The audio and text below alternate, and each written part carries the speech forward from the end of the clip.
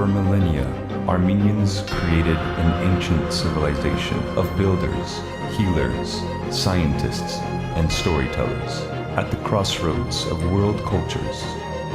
They survived conquests and empires, contributed to trade, art, literature, and science, becoming a truly global people.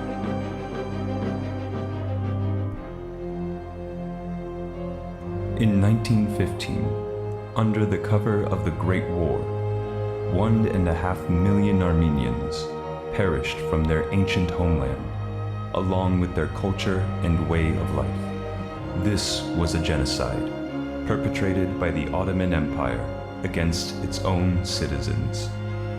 Across the four corners of the globe, men, women, and children fled, seeking shelter and a life of peace.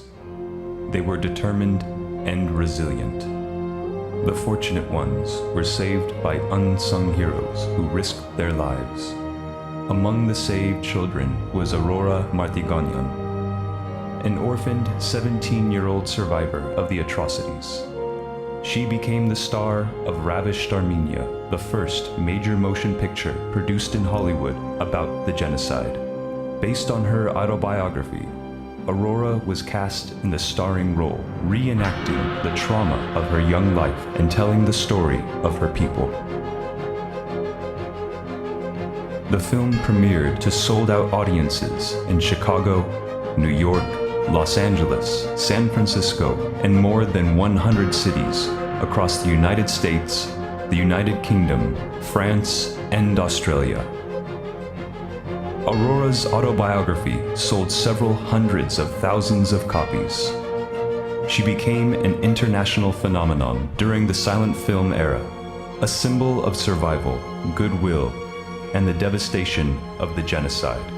She was the icon of philanthropic aid for the survivors. In 1919, the monumental success of Ravished Armenia raised international awareness and $30 million for 60,000 orphans in the Near East. To this day, Aurora remains a testament to the living memory of the genocide and the gratitude of the Armenian people to their saviors. True to her name, Aurora became the symbol of light and hope for an entire generation. Those who survived and resisted the genocide, like Aurora, were scattered around the world and persevered. They rebuilt their lives and communities with dignity, ever grateful to the Samaritans who rescued their families. Men and women like Jacob Kunzler, Bodil Bjorn, Maria Jacobsen, Fridtjof Nansen, and so many others put their lives at risk to heal and protect the refugees and survivors. The world today faces man-made disasters, not unlike those of a century ago. Every day, heroes worldwide answer the call of human duty. These rare and brave men and women are among us. They are our neighbors. They are the strangers on the street we pass. They work in the far corners of the world, saving lives with open hearts. On behalf of the survivors of the Armenian genocide, and in gratitude to their saviors, the Aurora Prize for Awakening Humanity honors the power of the human spirit that compels action in the face of adversity. Anyone, anywhere in the world is eligible for the prize. We salute those who dedicate their lives to enabling others to live and make a difference.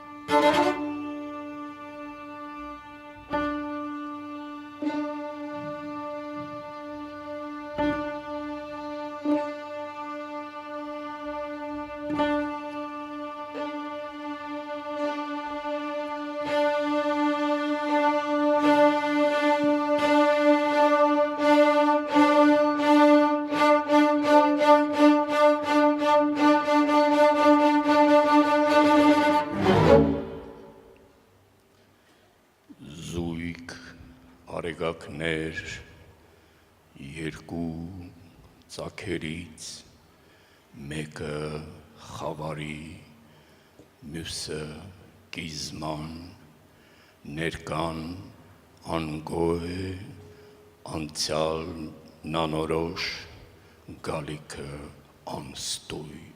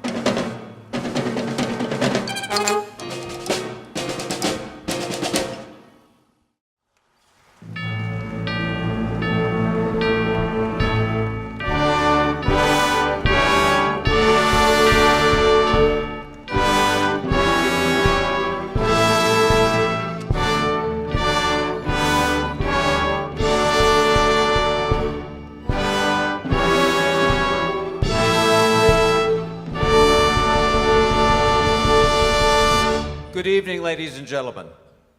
Բարի երեկո, սիրելի հայրենակիցներ, բարի գալուստ, հարգարժան հյուրեր. We are delighted to welcome you all to the Aurora Prize for Awakening Humanity ceremony. We would like to thank the director of the video prologue, Eric Nazarian, and the State Youth Orchestra of Armenia for this splendid opening of this ceremony, and its artistic director and conductor, Sergei Simbatyan.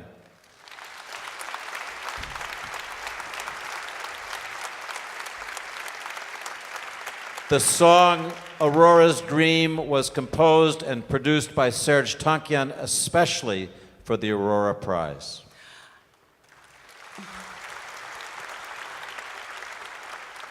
And thanks also to Rudolf Haratian and the Foundation Ballet 2021, who presented the Aurora Prize statuette to us.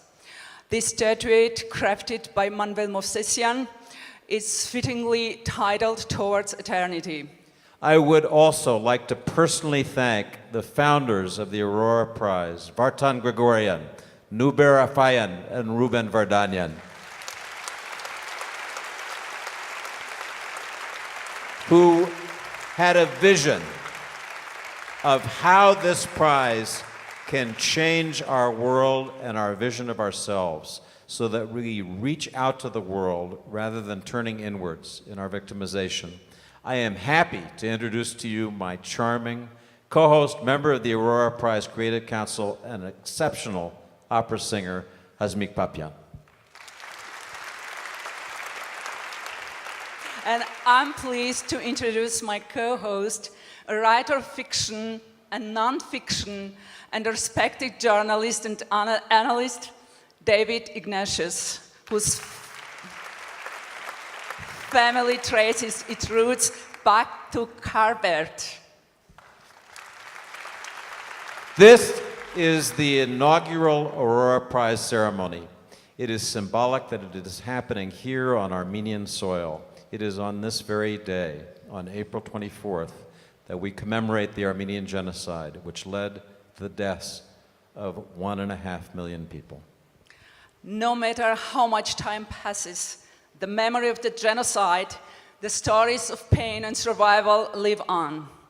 The descendants of the survivors are no longer victims. Instead, they have created the Aurora Prize as an expression of gratitude to all the people whose sons and daughters held out a helping hand to the Armenian people during those terrifying times, to those who saved Armenian lives, sometimes at the risk of losing their own. The Aurora Prize is named for Aurora Mardiganian, a young, fragile girl who showed incredible strength despite her weakness. Aurora experienced all the horrors of the genocide and spent her life dedicated to telling the world the horrific story of the annihilation of the Armenian people. She believed in the power of truth, as we all do. Aurora Mardiganian's story is a testament to how much one person can achieve. It does not matter how prepared a person is for the trials to come. Love and belief in the ultimate justice and kindness are enough to get one through any difficulty and accomplish the impossible. The Aurora Prize for Awakening Humanity is designed to raise public consciousness about heroic acts and examples of exceptional bravery and compassion from around the world in our time. Ladies and gentlemen, let us begin our ceremony.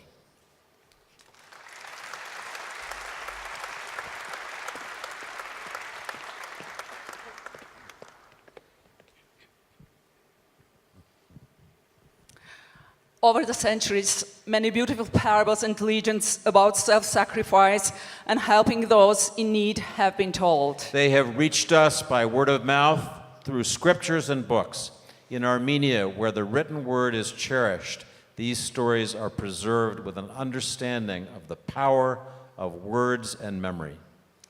During the genocide, it was books that were destroyed first. And it was books that were among the things that Armenian mothers rescued first. 100 years ago, brave American diplomats such as Henry Morgenthau and Consul Jackson described unforgettably what they saw.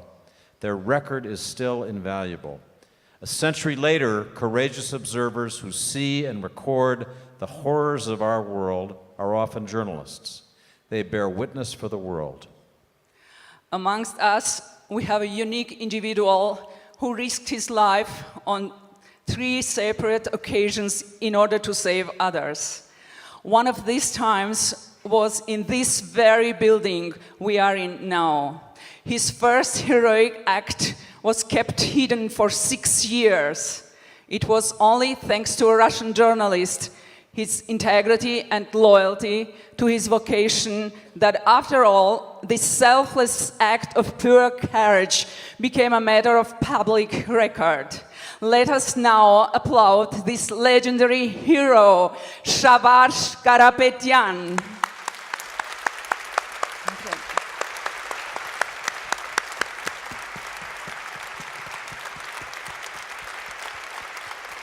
I am proud, personally, to say that tonight's first award is called the ICFJ Integrity in Journalism Award in partnership with the Aurora Prize, created with the International Center for Journalists to honor those in my profession who believe that journalism is a calling and that we have a moral responsibility to present stories with life and death consequences. Please welcome to the stage the president of the International Center for Journalists, an organization that offers support to journalists from around the world, Joyce Barnathan. Please also welcome to the stage Fadl and Gulnara, two Yazidi children who call Armenia their home today. Fadl escaped Syria only last year. The plight of children like him became known thanks to journalists who worked under the most challenging circumstances.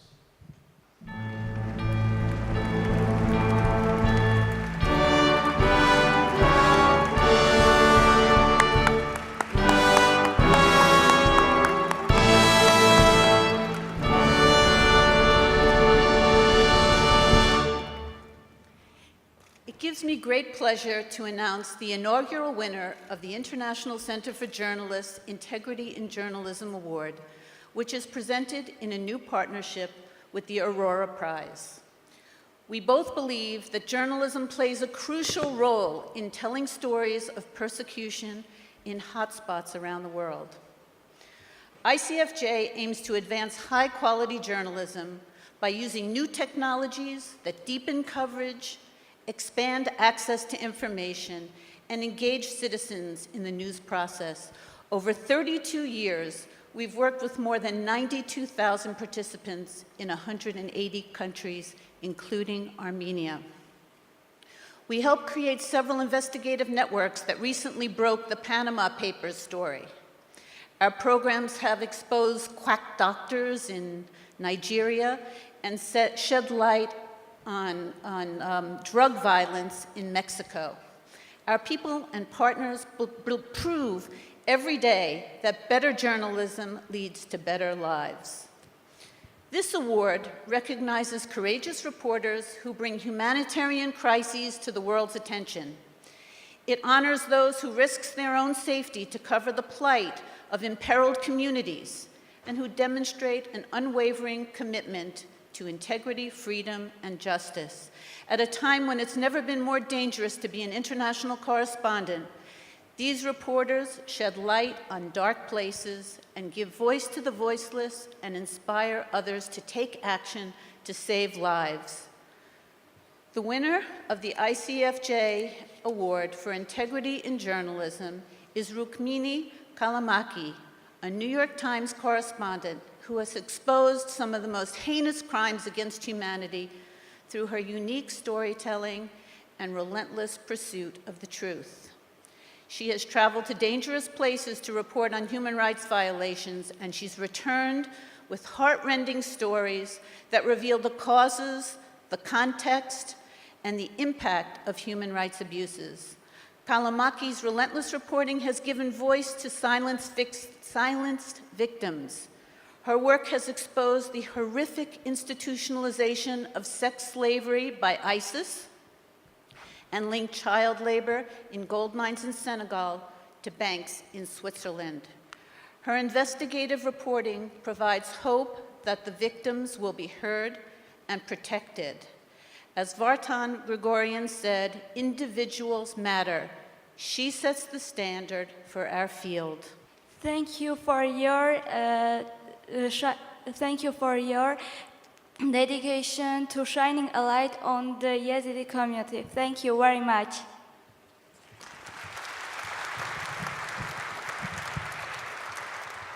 سپاس باوا چونکی ایرو سوام خبر دا و سوام و دنگ مد دنیای بلند کر ام سپاس یاوات کن. Thank you very much.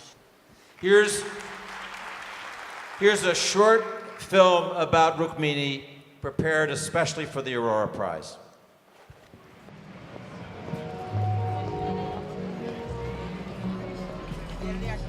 the most riveting profession I think that anyone could do. I can't wait to get to work. I can't wait to start on my new projects. I get to be in the first row as a historical event is unfolding, before me. Timbuktu was the big prize. I managed to get to Timbuktu 3 days after the French liberated it. I asked villagers if they would take me to the buildings that had been controlled by the Al-Qaeda group. What was incredible is all over these buildings were thousands and thousands of pages of Arabic documents. And then I just went building by building, and they started calling me the trash lady of Timbuktu because I was just picking up, dozens and dozens of pages. I spent the next year translating them. I realized that the group's ideology was more complex than I used to think. I believe we need to honestly assess it if we hope to find a way to address the ISIS problem in the future. It started what might be a lifelong pursuit for me, which is the investigation of these groups and the investigation of their ideology. The Islamic State has made it very clear that they consider journalists to be enemy combatants. They consider a journalist like me to be somehow a mouthpiece for the US government. They don't make any distinction between the New York Times and the rest of the American state, even though our journalistic independence is undisputed. We have to be extremely careful covering a group like ISIS. I'm lucky that I was able to find the issue of the Yazidi women, to be able to tell the world about their tremendous suffering. The systematic rape of Yazidi women has become deeply enmeshed in the organization since the group revived slavery as an institution. And the Islamic State's sex trade appears to be based solely on enslaving women from the Yazidi minority.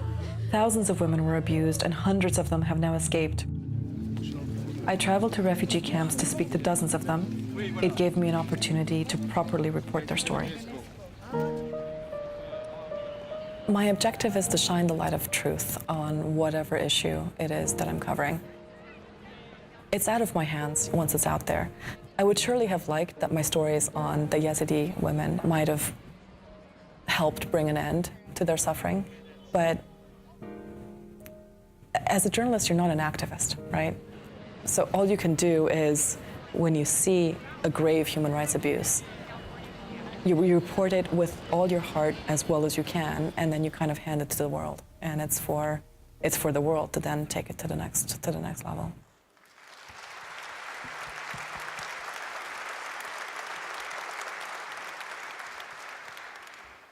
Now, please welcome the recipient of the ICFJ Integrity in Journalism Award in partnership with the Aurora Prize, Rukmini Kalimaki.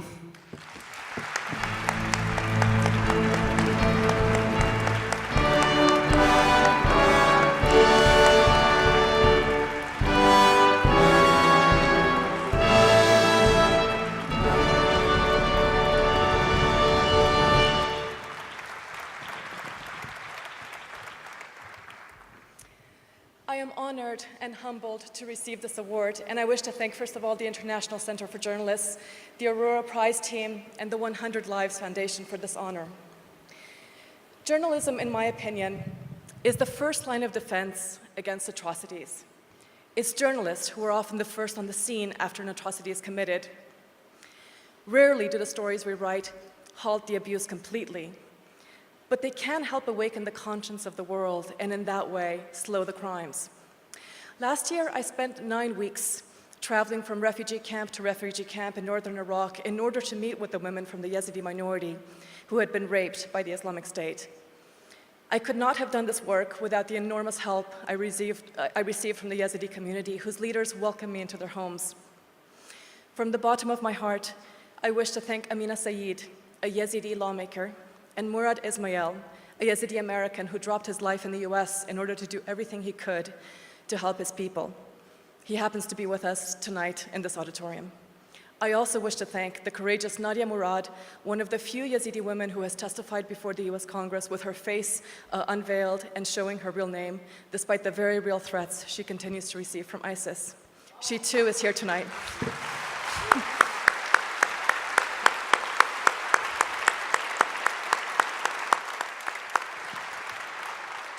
Thank you.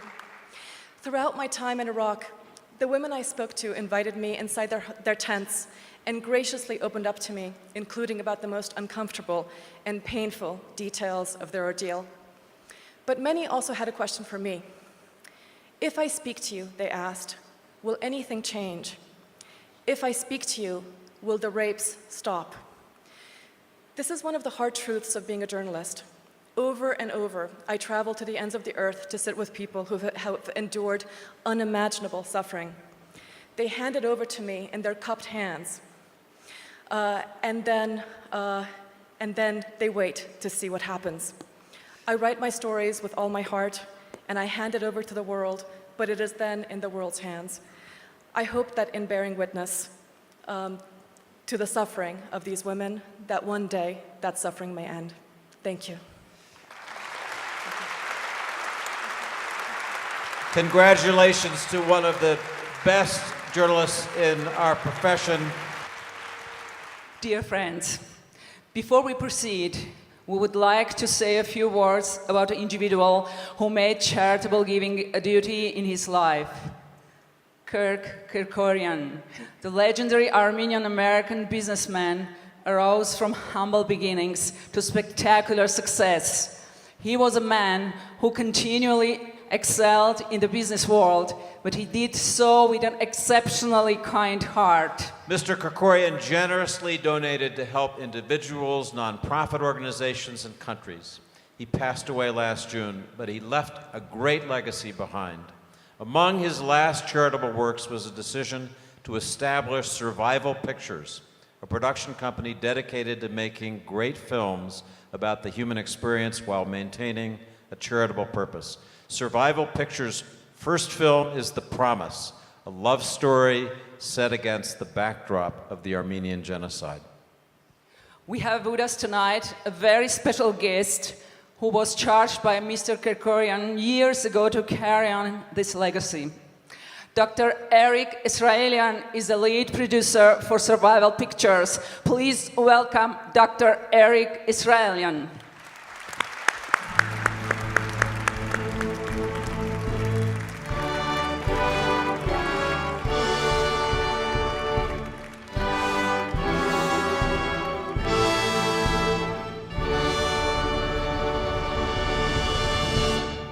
Thank you all so much.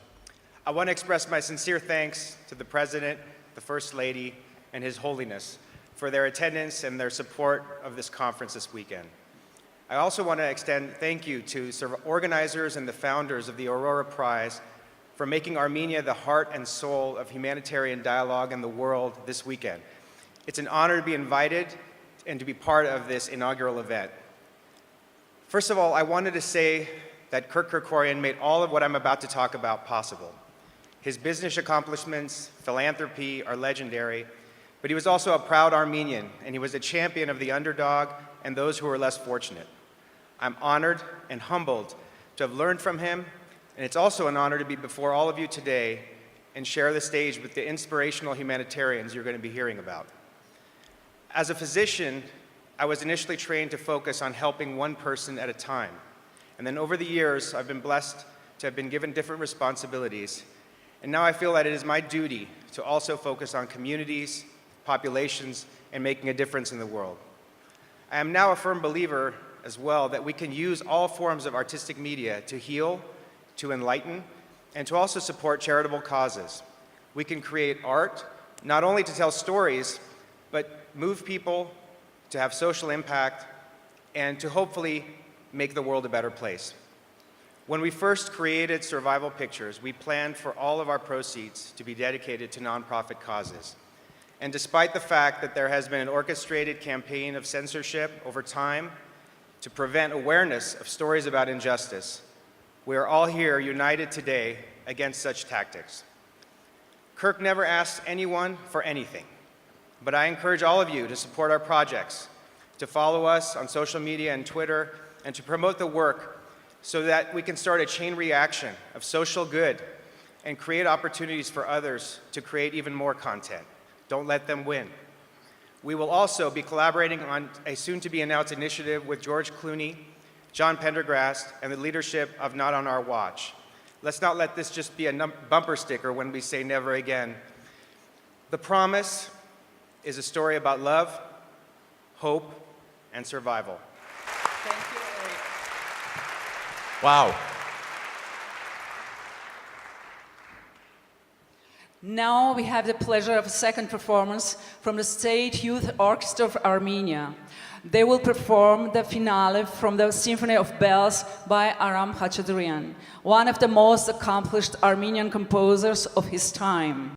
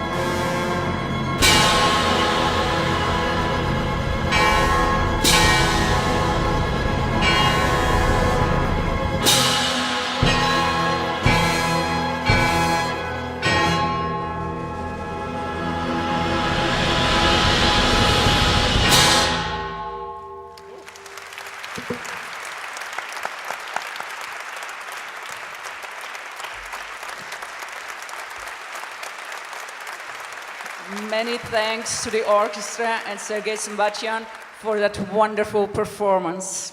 As you know, Hasmik, I have made my living by telling stories. If I may, I'd like to share a story with all of you, but it's one I could never put in a newspaper. I would love to hear it, David. Once upon a time, a man asked the Lord, "What is heaven and what is hell?" The Lord led the man to two doors. Behind the first was an enormous round table with a large bowl filled with mouth-watering food. But the people at the table looked hungry and sick, dying from starvation. All of them had spoons with extremely long handles attached to their hands. They managed to scoop up the food from the bowl, but as the spoon handles were too long, they couldn't bring it to their mouths. The man was astonished at the sight of their misery. The Lord said, "This is hell." Then behind the second door, the man saw the same round bowl and the same table and the same mouth-watering food. The people sitting around the table held the same long-handled spoons, but this time they looked well-fed, talking happily with each other. "I don't understand," exclaimed the man. "It's simple," answered the Lord. "These people have learned to feed each other." Those that were behind the first door thought only of themselves. This story reminds us that heaven and hell have the same shape. The difference lies in us, in our ability to share and cooperate. Indeed. Our lives are made up of little pieces of kindness given to us by others. Being grateful to these people means that you are also able to give back, empathize, and provide support. Without these things, life is impossible. The Aurora Prize is about reaching beyond our personal needs and sense of victimization to honor and affirm others who have suffered. This is what makes us universal, not individual and selfish. To introduce the first award prize finalist, we invite a member of the Aurora Prize Selection Committee, co-founder of the 100 Lives and Aurora Prize initiatives, and one of the people I admire most, President of the Carnegie Corporation in New York, Dr. Vartan Gregorian. Please also welcome member of the selection committee and executive director of the Women, Peace and Security Network Africa, Nobel Peace Prize laureate Lema Bowie.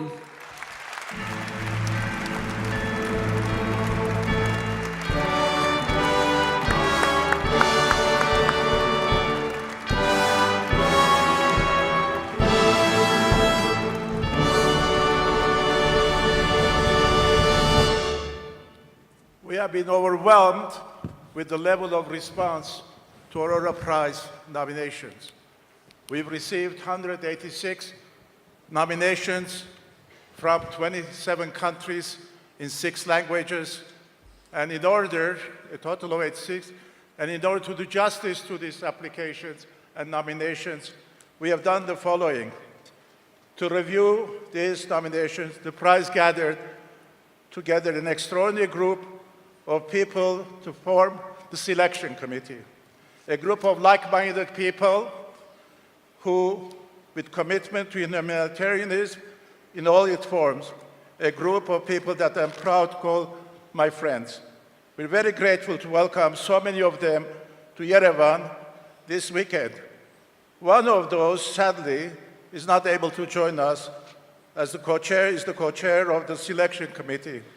A man with an enormous capacity to love, a kind soul, author, survivor of Auschwitz, and a Nobel Peace Prize winner, laureate, my friend Elie Wiesel. Elie has sent a special message for us today, so please turn your attention to the screen to hear his compelling message. My dear friends, I so wish I could be with you today. The project is important. I even say vital. What would society be? What would culture be? What would civilization be without memory? Memory is what makes a human being more human. What does it mean to be more human? It's to be open to one another, to each other's hope, and to each other's commitment, to help overcome difficulties and challenges and dangers. There are so many of them in the world. So many Armenians could have been saved, should have been saved in those times. The tragedy lasted too long. among the Jews themselves later on. They said, look, what happened to the Armenians should not happen to us. And therefore, we should resist right away. So I have a profound feeling of sympathy and comradeship with the Armenians, and they try to fight for their cause. Without our work together, who knows how many people would need words of consolation tomorrow. Thank you.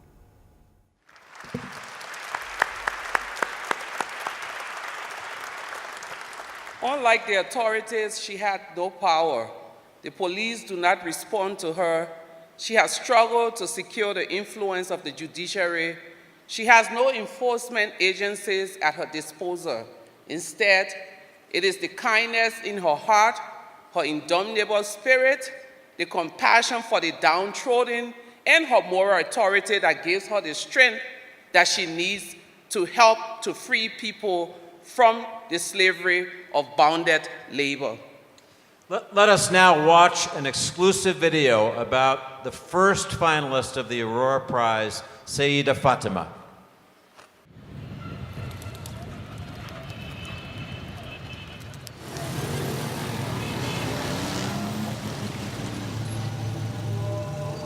The brick is the basic unit in the construction work. Everybody needs brick. So they need lot of workers for more and more production. And for more and more production, they keep slaves. When poor people need money, they take it from the bricklayer owner. He puts one more zero on their debt. So they can never pay back and stay slaves forever. Worst form of bonded labor, worst form of slavery, modern day of slavery. I have been fighting 35 years for freeing bricklaying workers. They are like my brothers and sisters. I feel their pain as my own. ਜਦੋਂ ਮੀਆਂ ਬਿਮਾਰ ਹੋ ਜਾਂਦਾ ਹੈ ਇੱਕ ਬੱਚੀ ਮੇਰੀ ਆ ਹੈ ਇੱਕ ਬੱਚਾ 7 ਸਾਲ ਦਾ ਇੱਕ ਕੁੜੀ 5 ਸਾਲ ਦੀ ਹੈ ਤੇ ਬਸ ਇਹ ਹੋਈਏਗਾ ਕਿ ਫਿਰ ਬੱਚਿਆਂ ਨੂੰ ਤਾਂ ਕਮਾ ਕੇ ਖਵਾਉਣਾ ਜਦੋਂ ਬੱਚਿਆਂ ਨੂੰ ਰੋਣਾ ਤਾਂ ਮਾਂ ਕੋਲ ਬੱਚਾ ਮੰਗਦਾ ਬਾਪ ਕੋਲ ਤਾਂ ਘੱਟ ਮੰਗਦਾ ਮਾਂ ਕੋਲ ਮੰਗਦਾ Many of these people are tortured and sexually abused. ਫਿਰ ਉਸ ਤੋਂ ਬਾਅਦ ਅੰਦਰ ਡੱਕਿਆ ਸੀ ਫਿਰ ਕੱਢਦਾ ਸੀ ਫਿਰ ਇੱਟਾਂ ਪਵਾਉਂਦਾ ਸੀ ਉੱਤੇ ਬੰਦੇ ਖਿਲਾਰ ਕੇ ਚੌਕੀਦਾਰੇ ਇੱਟਾਂ ਵਾ ਭੁੱਖੇ ਤੱਸੇ ਹੁੰਦੇ ਸੀ ਨਾ ਰੋਡ ਖਰਚਾ ਦਿੰਦਾ ਸੀ ਨਾ ਕੁਛ ਕਰਦਾ ਸੀ No health care, no education, no hope for future. I want to end slavery. I will rescue the people as much as I can do. I have to arrange a court process for them and rescue them back to freedom. Rescue operation is very risky, always taking place at night. Normally, the owners violate the court orders to free slave workers.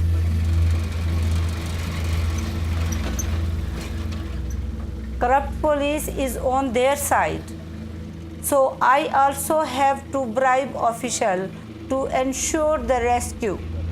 Of course, it's illegal, but we have to save the lives of the people. Today we succeeded. We freed the humans. 5 lives.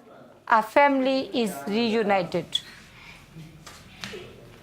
ਜੇ ਤੈਨੂੰ ਵਰਦੀ ਦੇ ਦਈਏ ਫਿਰ ਤੂੰ school ਜਾਏਂਗੀ ਹਾਂ ਹੈ ਹਾਂ ਹਾਂ ਤੂੰ ਸੂਟ ਫਿਰ ਇਸ ਤਰ੍ਹਾਂ ਅੱਛਾ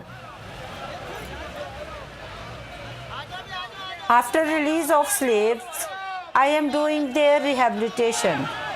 Also, I am doing their awareness.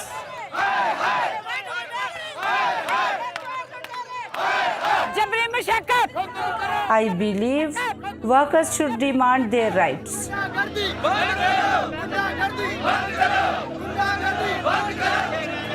Bricklaying owners attempt to kill me many times. Once they surrounded me and my younger brother and they shoot at our lamps. We were severely wounded. My brother, he became permanent disabled.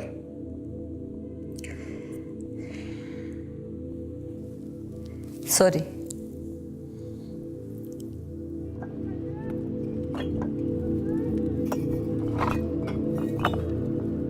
The color of these bricks, they give me very bad smell of the blood of these workers.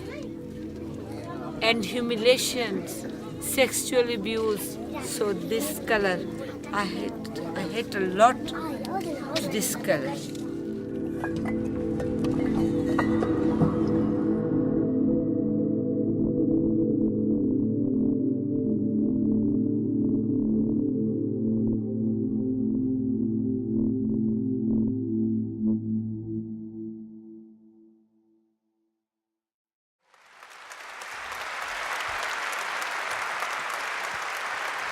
We now invite to the stage this remarkable woman whose courage has led to tens of thousands of children escaping slavery in Pakistan. Pakistani defender of human rights and workers' rights, the General Secretary of the Bonded Labor Liberation Front of Pakistan, finalist for the Aurora Prize for Awakening Humanity, Sayyidah Fatma.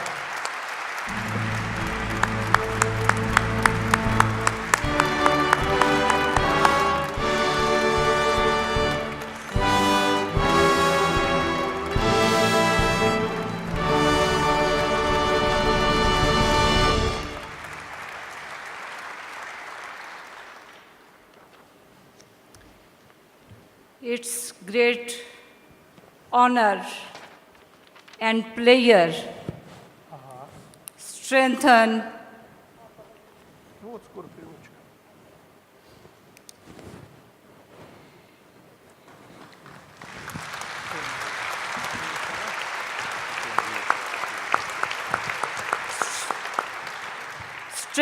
for me to be here as a part of this global community who believe and realize superb of humanity. When I start my struggle 36 years ago, my own countrymen were against me. They became my enemy and they did best level to kill me, to stop my work. But today, the worthy hands of Honorable Wharton Gregorian, Robin Afian, and the other Aurora team, Miss Hina Jilani, Shiri Abdi, Lima Gibwi are on my head.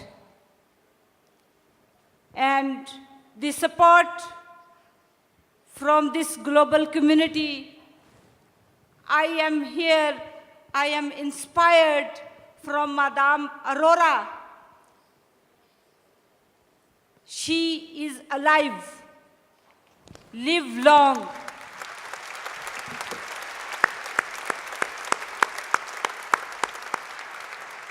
I request to all of you, I appeal you, please stand up for 1 minute for those who sacrifice their lives.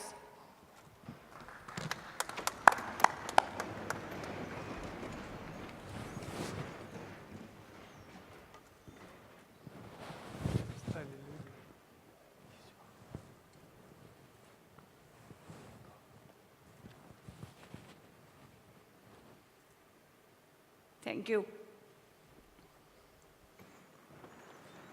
I resolute today, at the time when in Armenia, Armenian people's genocide, At this time, I resolute that I will struggle, I will continue my struggle against this cruelty, this brutality, this inhumanity, this bad practice, this inhuman practices. And I am sure one day together we will change the world. We will see the world where is no place for slavery, for injustice, for inhuman practices. Thank you very much.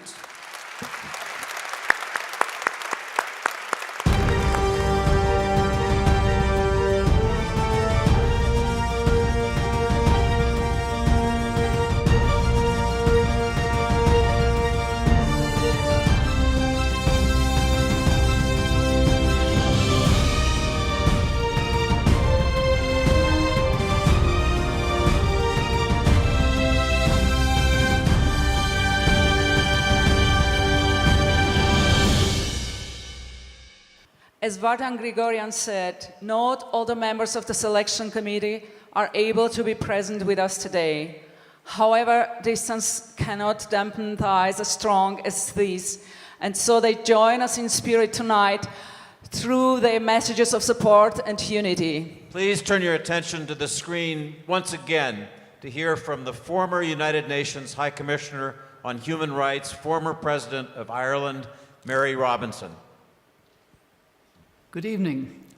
I'm very sorry not to be able to be with you in person at this wonderful first ceremony of the Aurora Prize, but I'm in New York for the signing of the Paris Climate Agreement and for other important climate and development meetings that are taking place. I was proud to be a member of the selection committee because we were bowled over by the incredible 4 finalists that we chose and whom you will be celebrating this evening. Each of them had such a story of their humanitarian concern and their actions on behalf of so many others. It was very humbling, very moving, very special to be part of a selection committee, to be able to recognize the achievements of those 4 finalists. And I hope it will be a wonderful celebration of humanitarian concern and achievement and recognition in Armenia, which is a place of such special recollection and memory at this time. Thank you.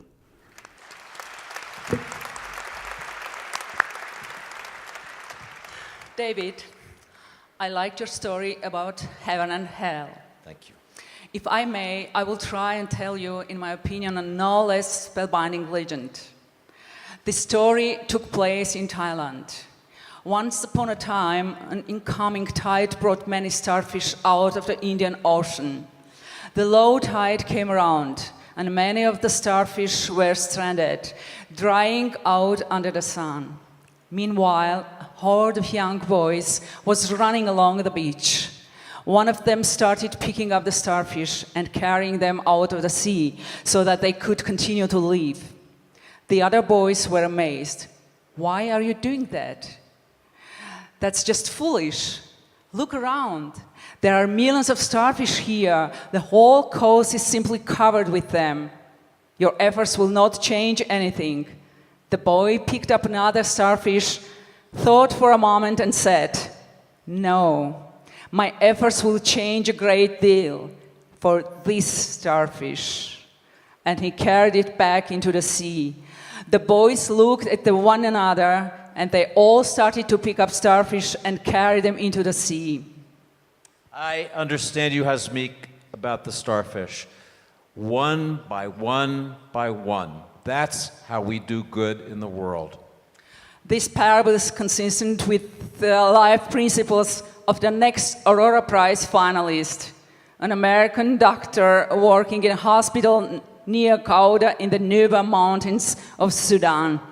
The only surgeon for more than 500,000 people, Dr. Tom Katina.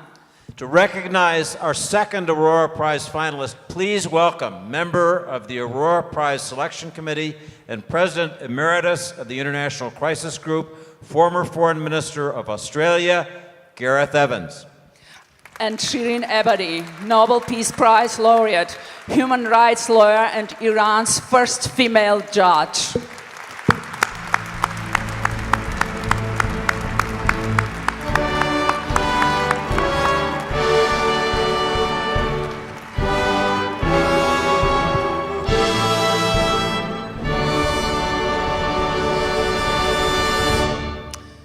The founders of the Aurora Prize, Ruben, Vartan, and Nubar, are very persuasive people, as we all know. But they didn't really have to work very hard to persuade the 9 members of the selection panel they drew from all corners of the world to participate in this wonderful enterprise of choosing tonight's winner of a prize that I think we all, deep down inside, really believe that it's only a matter of time before it comes to assume the importance, the stature, the credibility of the Nobel Peace Prize. The reason these guys were so persuasive is they had such a wonderful story to tell about the driving impulse of this prize, the concept of the prize, and the kind of people that we are likely to be considering for it. The driving impulse of the prize, of course, overwhelmingly was to ensure that we never forget, as some people want us to do, the Armenian genocide, and that we do continue to understand the incredible risks there are in so many places around the world of going back to the edge of that particular volcano. 10 years ago now, the United Nations General Assembly unanimously adopted the principle of the responsibility to protect people at risk of genocide, other crimes against humanity, and war crimes. But we only have to look at what's happening in Syria, just one place in the world, to know how that responsibility is still not being exercised. It's absolutely crucial that we do continue to remember the reality of our common humanity and find ways of ensuring that people who work to preserve our common humanity are appropriately recognised. And that, of course, is the concept of the prize, which we were persuaded to participate in. The Aurora Prize is dedicated to recognising those wonderful people around the world who have sacrificed or put at risk their own life to save the lives of others. And there is an absolutely extraordinary cast of characters that we've seen nominated for the prize. 186 of them in 27 countries, as you heard, and of them scores could have been up on this platform tonight. We had the task of reducing, as you heard from Mary Robinson, the final 20 nominees that were chosen by our advisors down to the 4 finalists and the ultimate winner. And what a task it's been, because what wonderful people they are. And may I now hand over to Shirin Ebadi, my colleague, to tell us a little bit more about one of the most extraordinary of them all, the surgeon from the Nuba Mountains, Tom Katina. But Shirin Ebadi, over to you.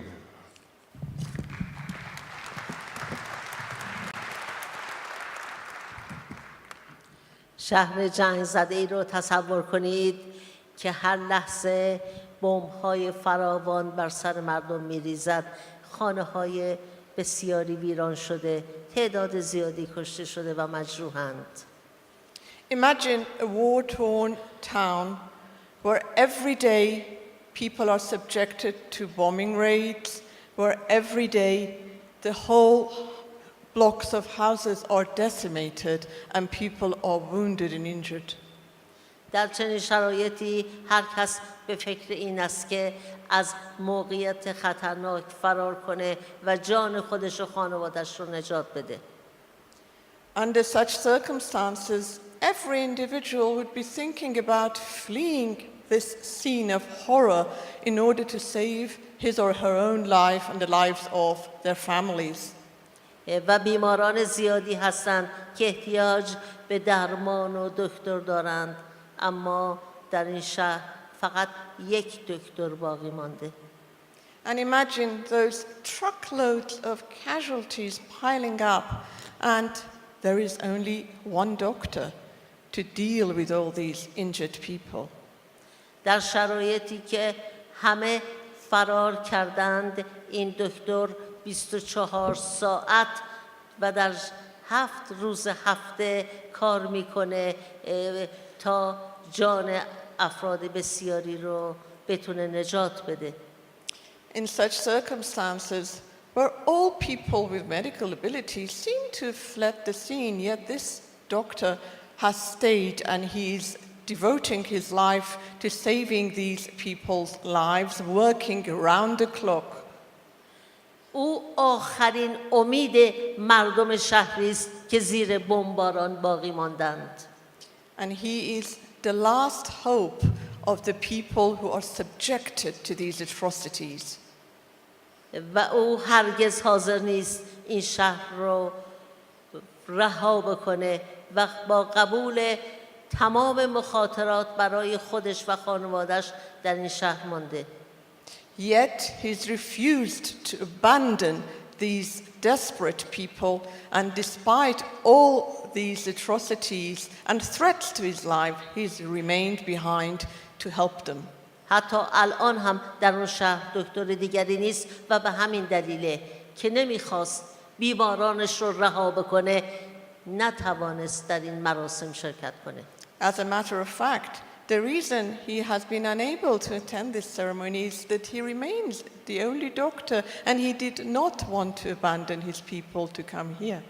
از دکتر تام کاتینا بزرگواری، شهامت و فداکاری رو یاد میگیریم. Let us learn from the courage and the self-sacrifice of the great honorable Dr. Tom Katina. Please turn your attention to the screen once more to witness the challenging mission of Dr. Tom Katina in South Sudan.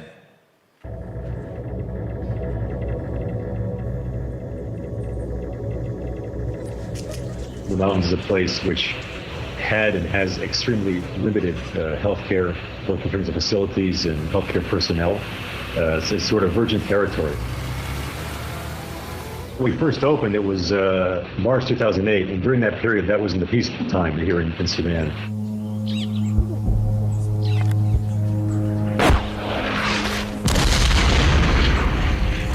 Fighting broke out on June 6, 2011. There was a civil war against the Khartoum government, which is a known serial genocidal regime. I was the only doctor here at the hospital. We had 2 clinical officers, and we had other health personnel that were expatriates. And what happened was all the expatriates, our anesthetist, our lab technician, our pharmacy technician, our ward nurse in charges, they were all evacuated. So for me, I said, in good conscience, I can't leave the place. This is the only functioning referral hospital, the only surgical hospital. If I left, people don't have any care at all, pretty much. So I decided to stay. It was a moment of moral clarity. We call ourselves missionaries, and yet when the times get rough, we take off. That's not much of a Christian witness to do that. So it's due to the grace of God that saw us through this difficult period. The strength and courage of the NUBA staff, the strength and courage of the sisters and the priests and everybody that stayed behind that helped us make this happen. We've gotten 30-some casualties since yesterday. 8 were injured with air bombardments. There's some serious fighting going on now all over the mountains. So I spent most of the day today in the operating room. God knows what's going to happen tonight and tomorrow. But this has been our life for the past 5 years. The hospital was initially designed as an 80-bed hospital. Now we have 435 beds. There are beds all over the place. We have beds in verandas. We have beds in the corridor. We have huge tents outside. At one point, we were above that number. We had 2 or 3 to a bed. So we're way above capacity of where we had anticipated when we first started. I do a full round on Monday, Tuesday, Thursday, and Saturday. And I try to see everybody in those days. So it can be 400 people, sometimes more than 400, sometimes 440 people, it depends. In a month, we do around maybe 140, if you include both major and minor surgeries. We try to do most of those on Wednesday and Friday. Of course, we're open all the time. Today's not an operating room day, but we have several wounded come. So we had to amputate a leg, we had to do a laparotomy, we had to do another guy who had his bones shattered. Now I've been out for 8 years. For me, it's a privilege to work with these people. And I really feel a sense of obligation to do my best to take care of them. That's just how it is. I feel like I was giving up if I left. That also encourages me quite a bit to see the patient's resilience, to see how some of these patients suffer things that you can't even imagine, and how they stay calm, how they can still laugh and still joke and still carry on with life. I mean, to me, it's unbelievable. When you see this, you say, how can I give up, and leave when these guys are facing things much worse and are carrying on with life? Let me try a bit with my own weaknesses and try to carry on with things. Sorry? How many? Take the ones that look the worst and get inside. If they look really bad, I want you to call Isaac and if they really been an operation, call Isaac and Helen. Okay? Sorry guys, we just got 2 truckloads of wounded. So this is a life, probably from a tank explosion or something. Probably amputate these guys tonight.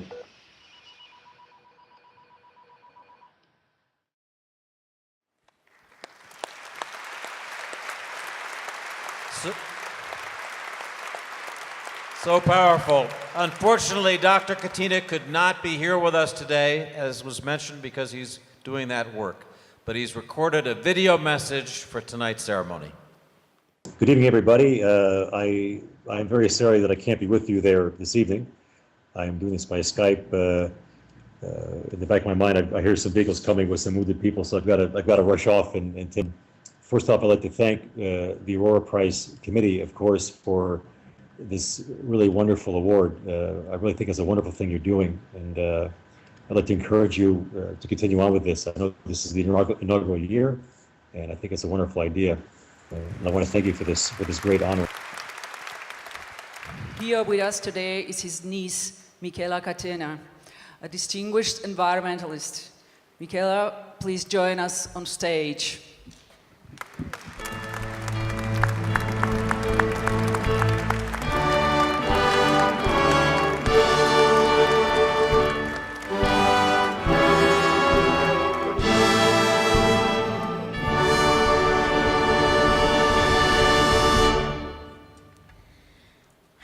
Thank you. I'm honored to be here today to collect this award on behalf of my uncle. I know he's really upset he couldn't make it today, but as you just saw in the video, his work is very important and he's desperately needed there. So thank you. Thank you all. Please take your seats.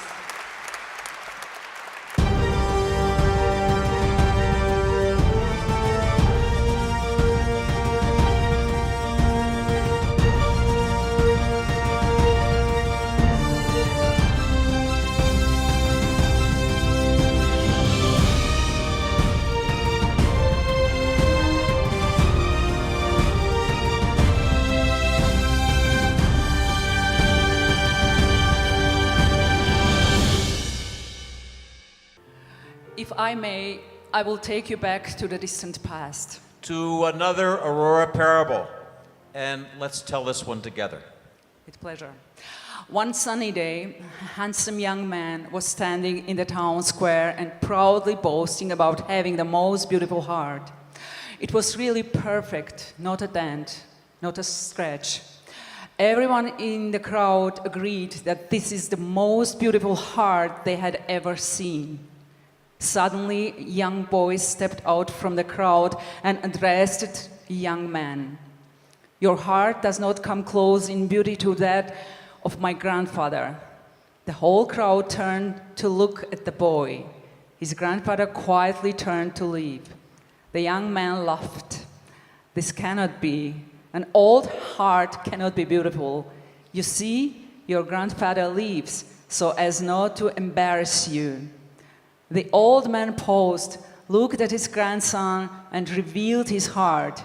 It was dented, all covered in scars. Pieces of the heart were removed and replaced with pieces that were mismatched and ill-fitted. Edges of the heart were ragged and torn. The old man broke his silence.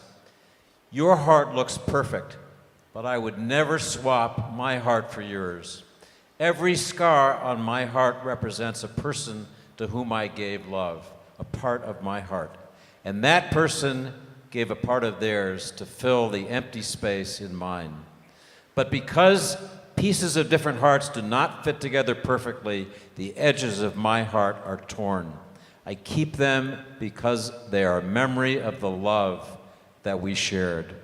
Sometimes people did not return the pieces of their hearts to me, so my heart has empty spaces. When you give your love, you cannot expect to always have it returned to you. And though these holes bring me pain, they remind me of the love I shared. The young man was stunned, tears streaming from his eyes. He walked over to the old man, took out his own heart, tore off a piece and handed it to the old man. The young man looked at his heart. It was no longer perfect, but in fact was so much more beautiful than before. You know, Hasmik, we do a pretty good duet. Yes, I agree. This story reminds us that only when we give to others do we receive. We all want to live with missing pieces of our hearts. To introduce the next Aurora Prize finalist, a person with a big heart and a pure soul, we invite a member of the selection committee, former United Nations Special Representative of the Secretary General on Human Rights Defenders, Haina Gilani. And a co-founder of the 100 Lives and Aurora Prize initiatives, managing partner and CEO of Flagship Ventures, Nubar Afayan.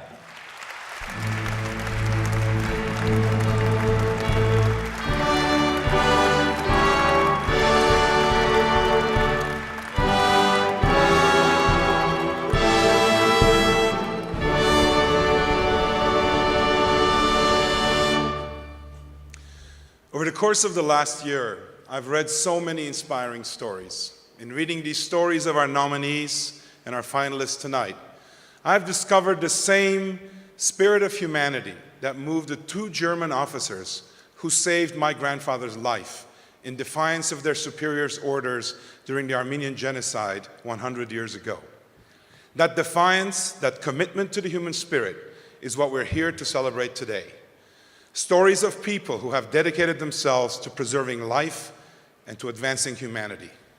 Bringing humanity to life and expressing our gratitude is at the very heart of what we aim to do and to achieve together when we created the Aurora Prize. Connecting the past to the present, the spirit of humanity creates a bridge to a more just world in the future. I'm humbled by these stories and proud to be sharing this moment with you. Thank you.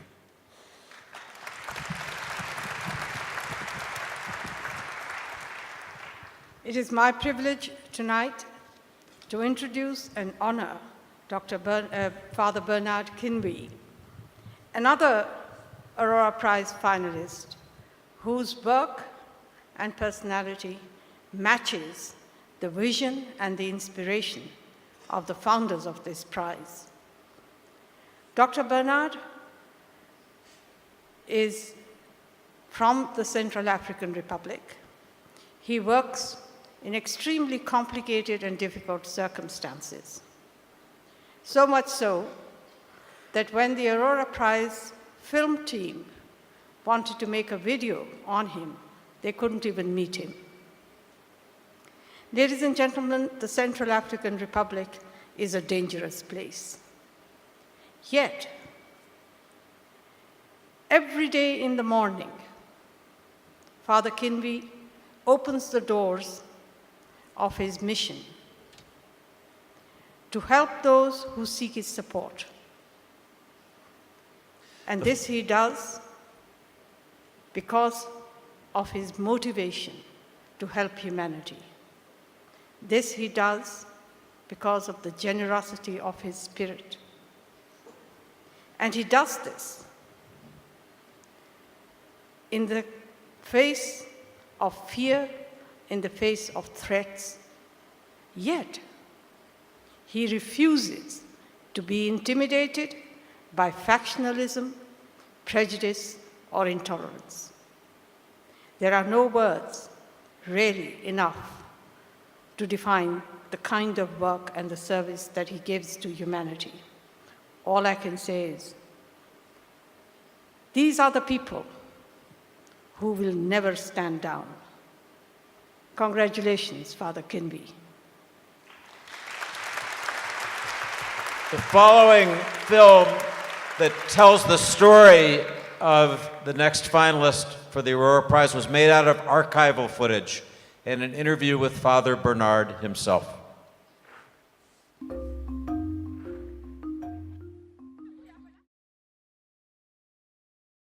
En 2010 et j'ai reçu une affectation qui m'a amené en Centrafrique. J'ai connu les musulmans, les animistes et les chrétiens qui s'entendaient très bien. Nous, à Bruxelles, à partir de l'avril 2013, on a commencé à voir les rebelles Séléka, les rebelles qui sont à dominance musulmane. Les rebelles Séléka agissaient et ils exécutaient la pauvre population, ils brûlaient leurs cases, ils pillaient leurs chèvres et leurs biens. La population non musulmane était beaucoup arrêtée, torturée, maltraitée. Mon hôpital, là où je suis directeur, et c'est l'unique hôpital qui couvre toute la zone sur un 50 km. Tous les Sélékas venaient se soigner dans cet hôpital. Mon principe, c'est que je ne connais pas d'ennemis, je ne connais pas de rebelles. Quand quelqu'un vient blessé ou malade, je soigne tout simplement. Le fait pour eux de se voir quand même bien accueillis et soignés comme il faut faisait que ma vie était aussi préservée. Il y a eu une autre rébellion qui s'est formée dans les villages alentours pour combattre les rebelles Séléka. La nouvelle rébellion s'appelle Anti-Baraka. Ils ont mené quelques attaques contre les rebelles Séléka. Musulmans qui sont restés, c'est eux qui ont subi les coups de ces milices anti-Baraka. Ce sont les anti-Baraka qui ont été les plus atroces. Une violence terrible, exceptionnelle, que je n'ai jamais imaginée dans ma vie. J'ai vu des vieillards tués, j'ai vu des femmes tuées, j'ai vu même des handicapés tués, j'ai vu des personnes brûlées dans leur maison et j'ai vu des cadavres tués à coups de machine. Tout ce qui ressemblait à un musulman était systématiquement tué. Ça a été des moments très difficiles, très pénibles. Surtout être en discussion avec ces milices anti-Baraka et les convaincre de ne pas tuer. Et parfois on leur dit que vraiment il y a des satellites des Américains qui sont en l'air, qui les regardent directement. Les musulmans qui venaient, il y a un groupe que je cachais dans le laboratoire, dans le bloc opératoire, et dans ma propre maison, là où je dors. Les femmes et les enfants étaient gardés dans l'école. Les débuts, quand les Sélékas étaient là et qu'ils menaçaient, j'accueillais les non-musulmans que je cachais. Mais lorsque les Sélékas sont partis et que les anti-Baraka sont venus, c'est ces musulmans qui sont menacés. Protéger les musulmans, pour moi, c'est une évidence parce que ces musulmans, c'est des êtres humains créés par Dieu.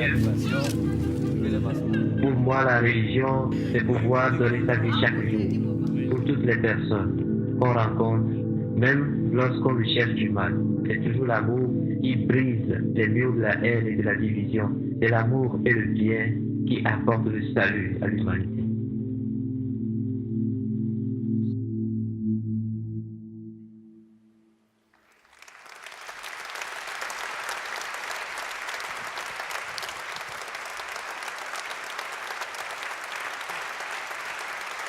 We now invite to the stage a man who was traveled here from a country that is plagued with a decades-long civil war. Despite unimaginable deprivations, He offers help to those who need it, regardless of their affiliation with any of the warring sides. Father Bernard Kinvey from Bosemtle, the Central African Republic, a priest who believes that in his words, only love can destroy the walls of hatred.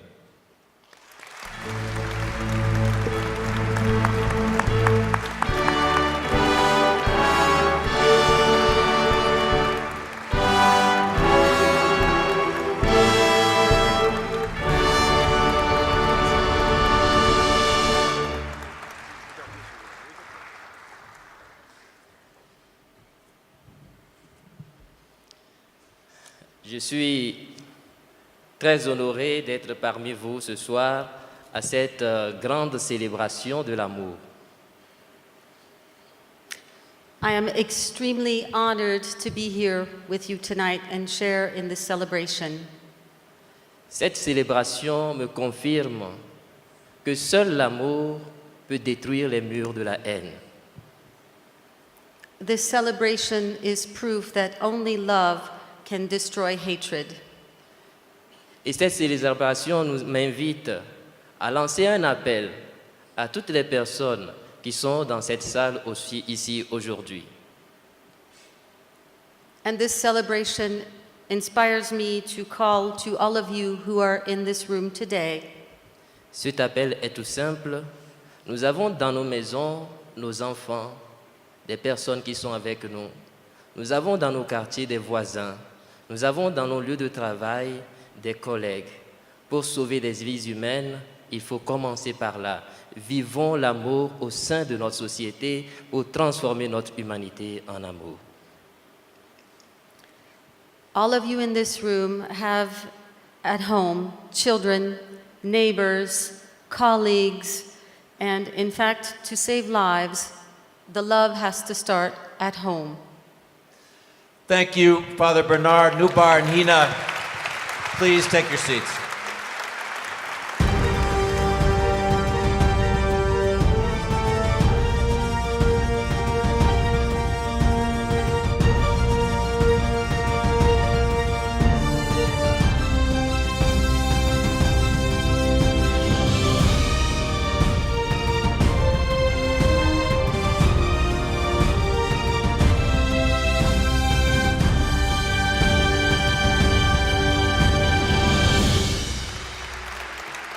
Unfortunately, another member of the selection committee, a Nobel laureate and twice elected president of Costa Rica, Oscar Arias, could not be here tonight, but his thoughts are with us and he sent a message.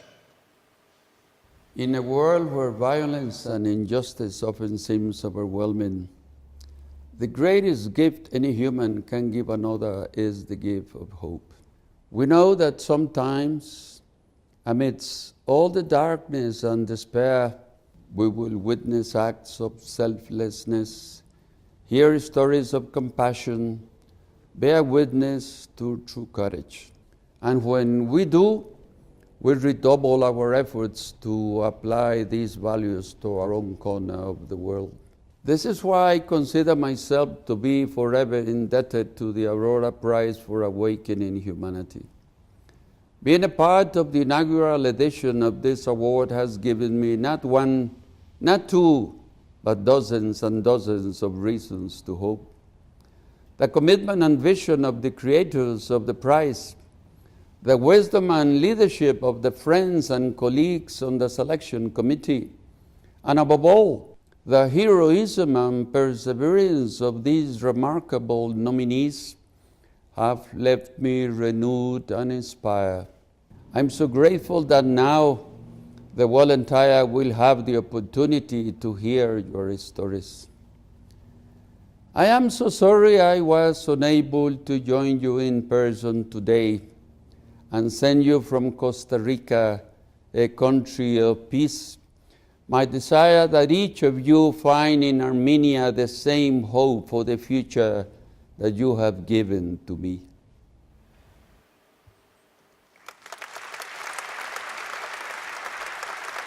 It has been an honor to be on stage with my new friend, Hazmik Papian, whose lyrical soprano voice has thrilled audiences at the New York Metropolitan Opera, Milan's La Scala, Rome's Santa Cecilia Academy, the Vienna Opera, among others.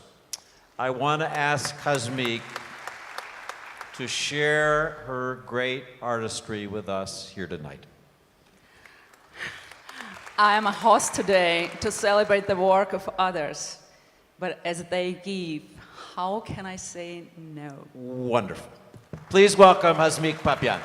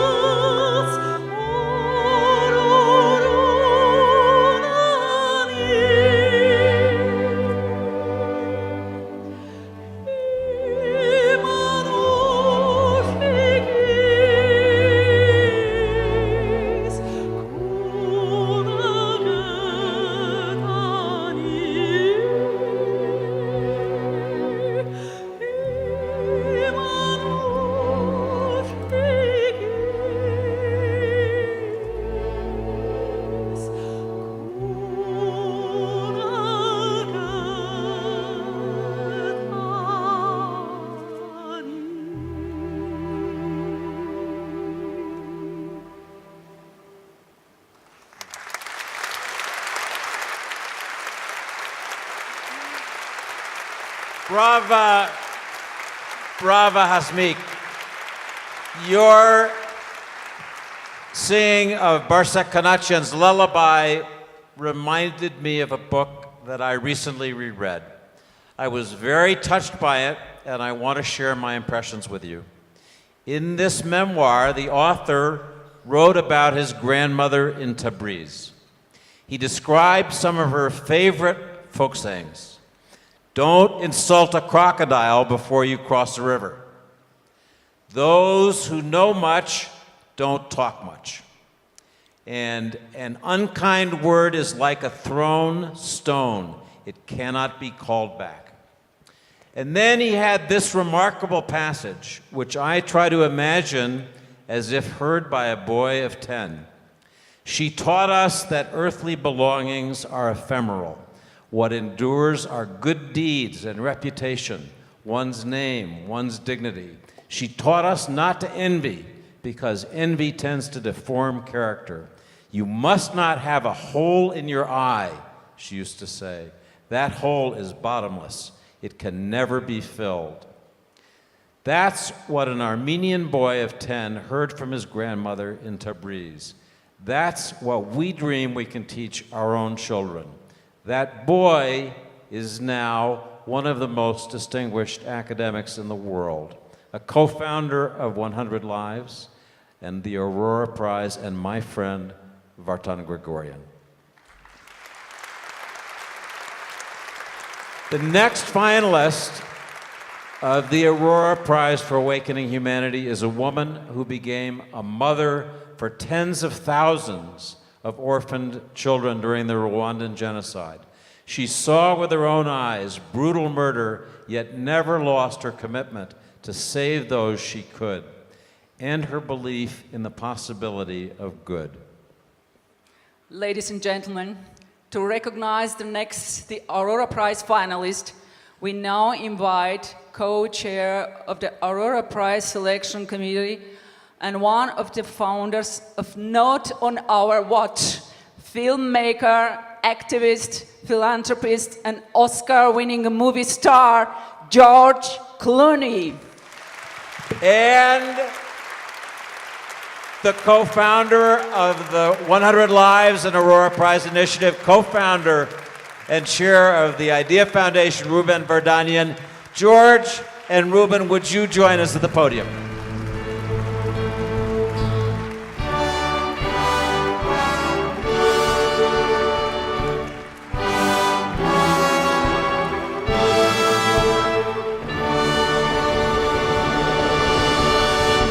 First off, I think you all are very well aware of my friend Matt Damon. A little bit fatter, a little bit. Well, you're looking good these days, Matt. I know that I've spent a little bit of time now in Armenia, and I found that one of the things that you love most to do is to give a toast. I've had several toasts here, and even though we don't have a drink, I wanted to give a toast to Ruben and Nubar and Vartan. And I have to say, what you've done tonight and what you're doing is extraordinary. It's about doing the right thing. And honestly, if we were giving out awards in some way or another, we would probably be giving them to you. And that's the truth. You make the world better, all of you, and we're very proud to be here tonight. Thank you, George. Thank you. You can roll the teleprompter back. I'll just start it from here. Words matter. Years before anyone uttered the word genocide, there was Armenia. And although the actual word was yet to be introduced, we were well aware of its characteristics. Cruelty has always been at the core. Not self-defense, not simply war, but the deliberate destruction of an entire people. It happened to Armenians starting 101 years ago, and we've seen it repeated all over the world since. Germany, Cambodia, Bosnia, Rwanda. I've seen it firsthand in the broken limbs and the broken families and the broken hearts of the people of Darfur. So I've seen what mankind is capable of at its worst. But I've also seen something else, something much stronger than hate. I've seen bravery and kindness and incredible acts of love. Tonight, we celebrate the best examples of that. The simple truth is that all of us here tonight are the result of someone's act of kindness. The Clooney family, my family, fled a potato famine in Ireland to come to the United States, where their very survival required a room, a meal, and a helping hand. We all stand on the shoulders of good people who didn't look away when we were in need. It might have been 101 years ago, or it might have been last year. If we are to survive as a people, we can't simply look away, not from the people of Syria, or South Sudan, or the Congo. We call them refugees, but they're people just like you and me, and if you stand right in front of them and you look them deep into their eyes, you might very well see an Irish potato farmer, or you might see a young Armenian girl named Aurora trying to get home.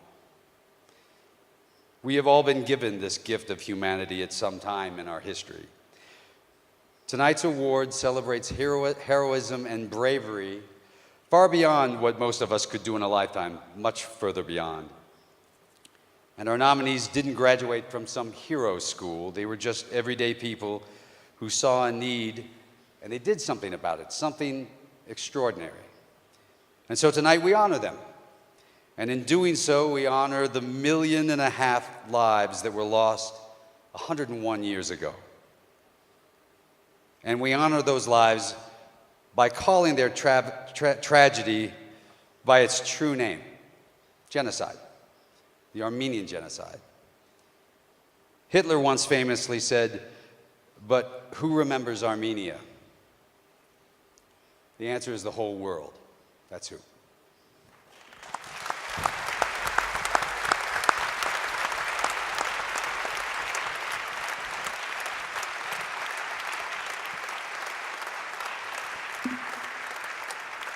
Thank you, George. It's a really remarkable speech and very personal and very emotional for me. I hope that next time when you'll be in Armenia, we'll have a more toast and more positive toast about something which is happening in Armenia. You've been in diligence school, you saw Tumo, you saw the kids growing, and I hope you'll come with Amal and we'll enjoy now the two of you being here. You always open invitation anytime you want to come to Armenia. We'll always be glad to see you. It gives me great pleasure to present the next finals of Aurora Prize, Marguerite Barankitse. I'll say on this stage tonight because some time ago, some stranger saved the life of my grandfather, who later ended up at the orphanage school in Armenia.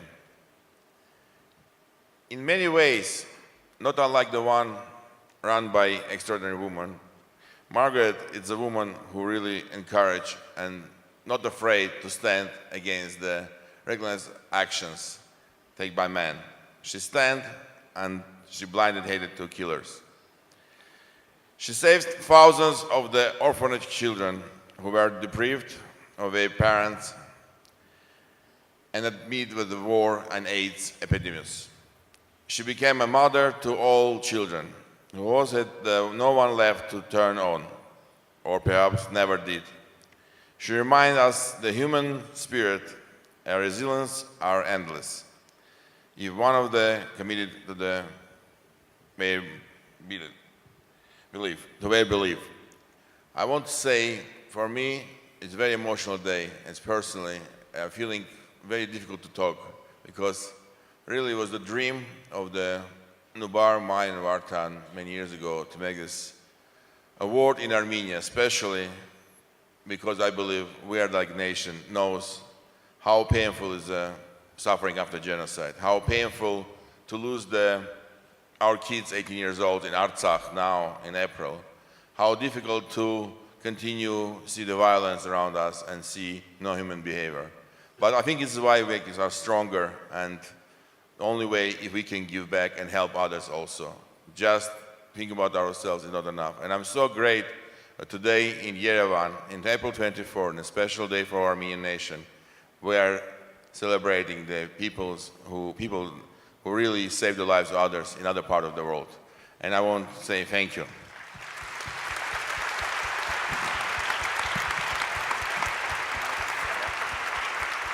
In addition to all that has already been said about Marguerite Barankitse, we now invite you to watch a short film about her inspiring work.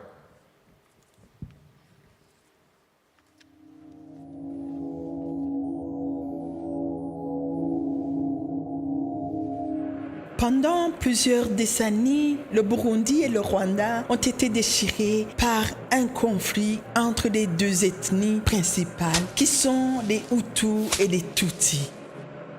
En 1994, au Rwanda a eu lieu le génocide et plus d'1 million de Tutsis ont été tués. Me rappelle le cauchemar que j'ai vécu dans ma patrie, le Burundi. Les voisins assassinés, 72 Hutus sous mes yeux, et 25 enfants sont restés sans parents.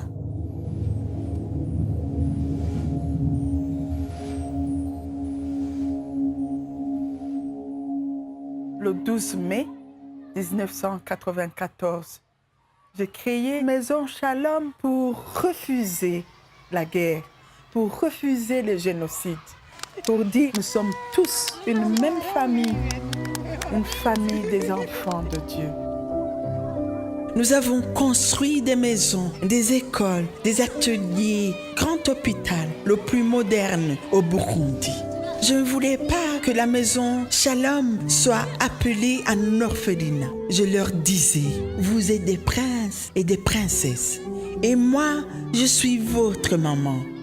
We, children in Maison Shalom, different ethnic background, but we were living together in peace.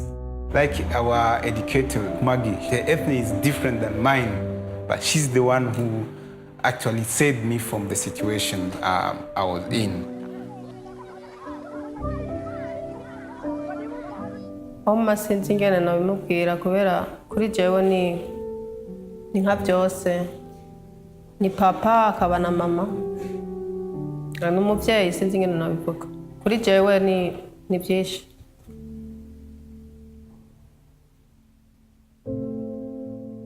Et c'est comme ça que les enfants ont créé une nouvelle ethnie. Quand on leur demandait quelle est votre ethnie, si vous êtes Hutu ou Tutsi ou Mutwa ou Muzungu, alors nous avons dit, les enfants, ils chantaient, ce sont des Hutsitwa Kongo Zungu. Aujourd'hui, ma patrie est de nouveau en proie à la violence. Le président en exercice a violé la Constitution et fait son troisième mandat. Ceux qui ont essayé de protester ont été tués. On voulait me tuer moi aussi. J'ai quitté ma patrie. La Maison Shalom au Burundi est à présent fermée car les autorités ont tout fermé. L'année dernière, presque 300 000 personnes ont fui le Burundi. La plupart d'eux vivent dans les camps des réfugiés, dans des conditions fort pénibles. Ma nouvelle mission est de faire naître l'espoir chez ces personnes. Aujourd'hui, vous restez debout. Never give up. Have you? Never give up. Never give up. Murakomeye.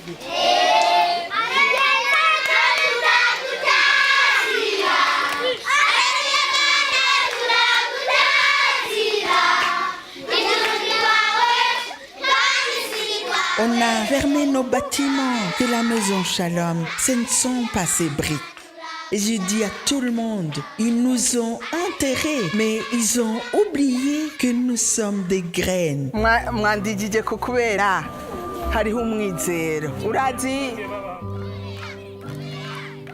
La Maison Shalom au Rwanda essaie de financer la formation des réfugiés. Je veux qu'ils reviennent au Burundi en tant que médecins, agronomes, pas comme des rebelles avec des armes dans les mains. Ce n'est pas de distribuer la nourriture, c'est de distribuer la dignité et un seul peuple.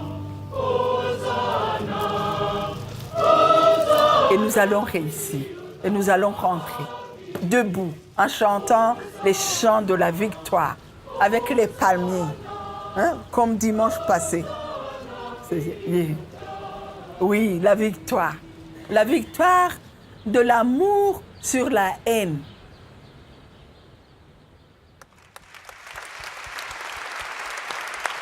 We now invite to the stage the Aurora Prize finalist, Marguerite Barankitse.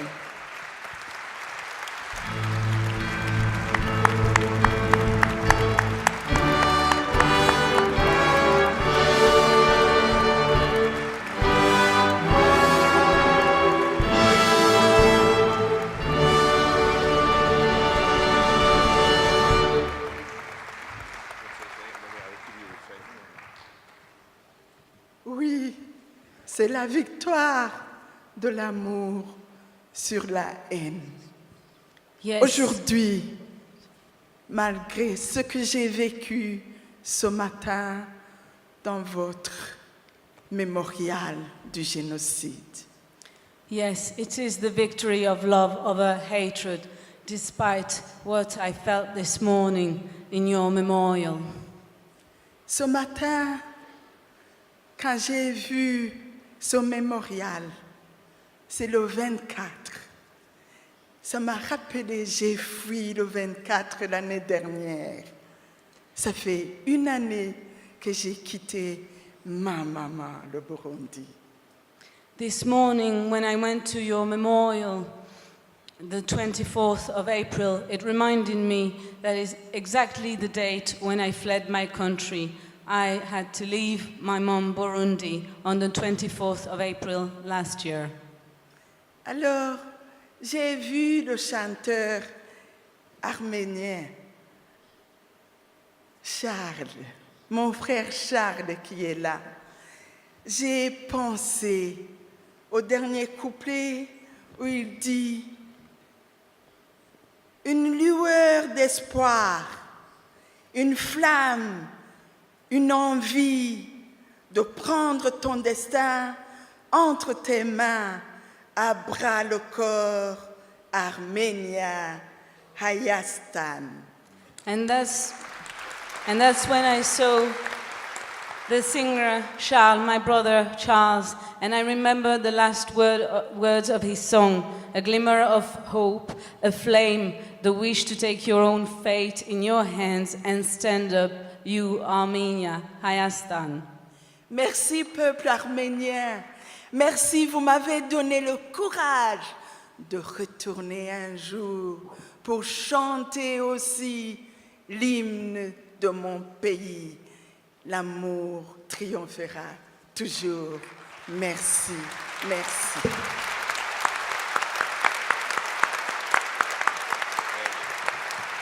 Thank you to you Armenians for giving me courage and giving me the strength to think I can go back, and I will go back one day to my country and sing our own national hymn. Thank you very much.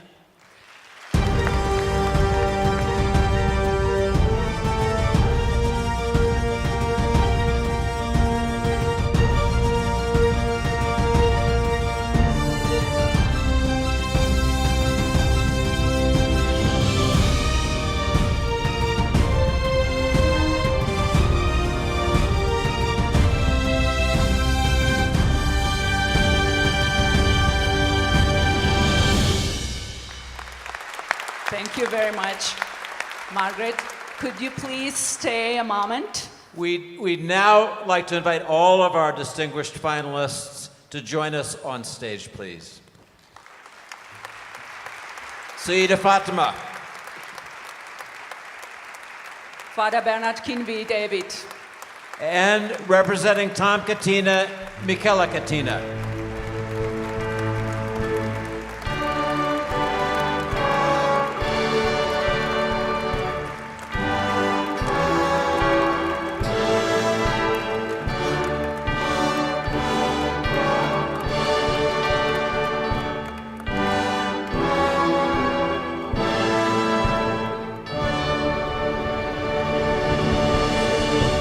To present the Aurora Prize to the laureate, I invite to the stage the Aurora Prize founders and the fellow selection members of the selection committee.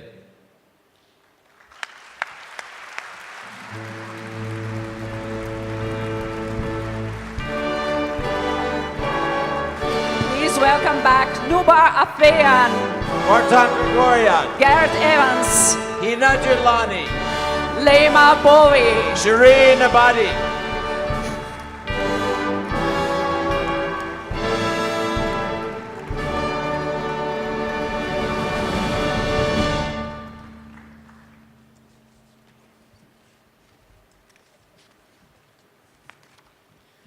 Now, I would also like to invite Representative Ernst & Young, the independent observers of the Aurora, who did a great job helping us to be sure that all the process that we organized during last year was objective and transparent.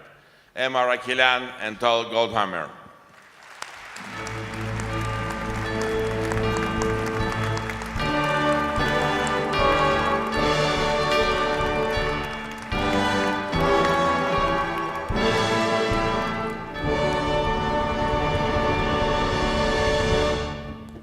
We are proud of how the Aurora Prize for Awakening Humanity aligns with the purpose, our purpose, of building a better working world. And we are pleased to confirm that we observed the selection process for Aurora, and we confirm its integrity. Thank you for this honor. Friends, let us thank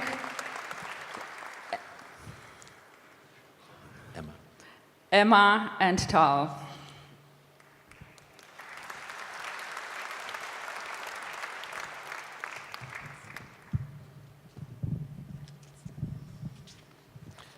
I learned. I'm learning, like Matt Damon, I'm trying to be a little bit better. You know, I have a very difficult position because I need to say thank you for all the people who play an important role of this process, which started 2 years ago when we discussed about 100th anniversary of our genocide. I cannot name all the names of people who've been involved in this process, and only one thing I can say, they all give their heart and energy and soul to support this project. I'm so grateful to people who, different nationalities, found inspiring to be part of this process. People who've been volunteers, people who've went to the very difficult regions in the world and tried to make the movie, people who organized the process, people who put their efforts and knowledge and wisdom and time to this process. I think we are living in a very fragile world. We're living in a world where people don't trust each other, people have a short-term vision about their future, and people really don't understand each other very well. I think this process which we can organize really create absolutely different attitude. We can work together, we can do together everything, which looks impossible. And you know, I want to say one emotional part. Last year when we've been here in Erevan, in Hana University, it was freezing. It was snowing, it was cold, and it was really like the weather was crying with us about our all 1.5 million people who been killed and died during the genocide. And I learned today, it's the first time during the last 60 years, in 24th of April, we have a sunny day. And I have to say, thanks God, you're also with us, because you also support what we're doing, because people become saint. We got 1.5 million people become saint, and this first year of new era of the Armenian, and we remember, we demand, but we're also thankful and we're giving back. And I think this is the great opportunity to again say thank you and say we can do it, and we're doing this all together. And I want to say big շնորհակալություն բոլորին.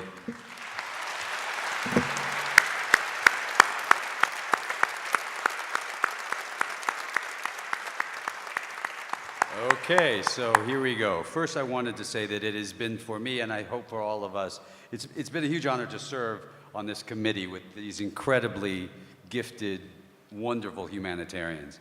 And also, it's important, we're going to now give, one person is going to receive this Aurora Prize, but these 4 stories are humbling to be in the presence of, and I think once more we should tell them all how much we appreciate what they've done.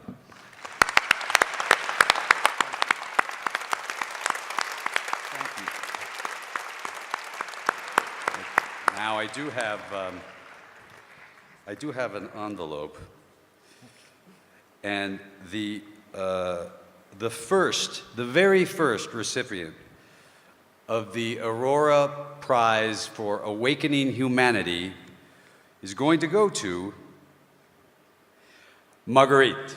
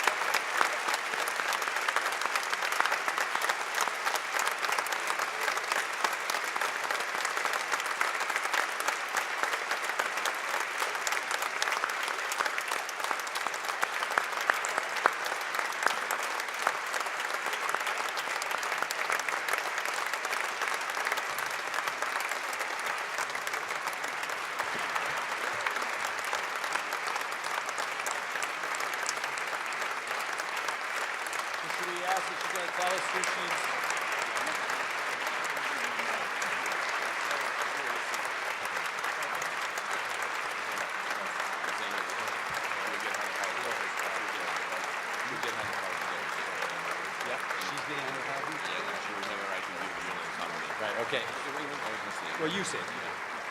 Yeah, you know, we have a very unusual award. We decided to make first of all, I totally agree with George, we're not the winner, it's the laureate. It's the first inaugural laureate, which we're really grateful and believe it's the best to creating the story of the Aurora Prize for many hundreds of years. And she, like laureate, will get $100,000 for help to continue her work. But as part of the process, we thought about to do something differently and said, maybe we can ask the person who always begging for the money to do her job and try to help others and always going and asking grants, charity, and always create it's very difficult, believe me, to go ask money is not easy. And we decided maybe it would be best to give the person who's been doing this many years something which is very, very remarkable, the opportunity also to give money to institutions which she or he believe it's the most inspiring institutions, and this institution will get $1 million. And we asked the nominees, the finalists, to give us up to 3 organizations that we want to give money to continue the work, the humanitarian work that we believe is very important. Margaret, please, you will tell us the names of the organization you have to nominate. Je vais appeler la Fondation Jean-François Peterbroeck. Véronique, venez, ma chère sœur. I am calling on the Foundation Jean-François Peterbroeck. Véronique, my sister, please join me on stage. Je vais...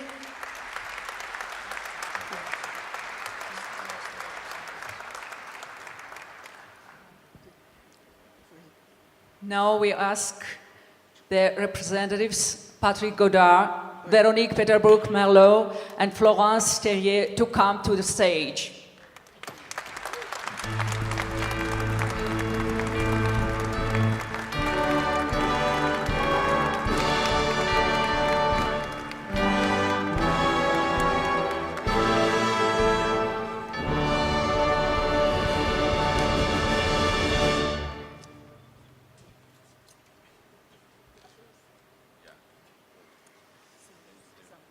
Ladies and gentlemen, to mark this special occasion of the inaugural Aurora Prize ceremony, I'm proud to announce that the 3 Aurora Prize co-founders are providing an additional $25,000 to the other 3 Aurora Prize finalists, Tom Katina, Sieda, Fatima, and Father Bernard Kimby, to support the organizations that have inspired their work.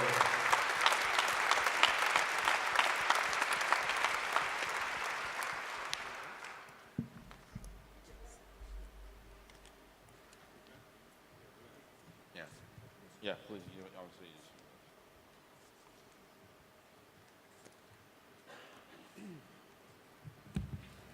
I feel so little, so humble.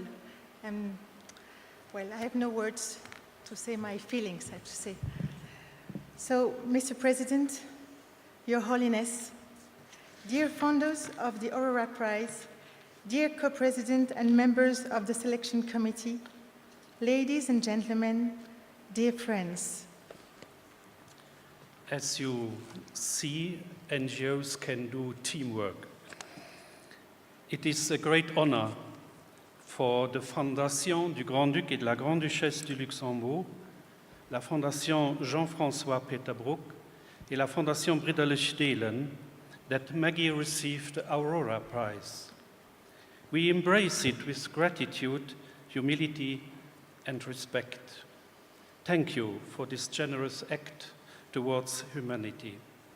We would also like to congratulate the 4 nominees, Miss Fatima Seida Ghulam, Father Bernard Kindi, Dr. Tom Katena, and Maggie, and express our admiration and respect for their commitment.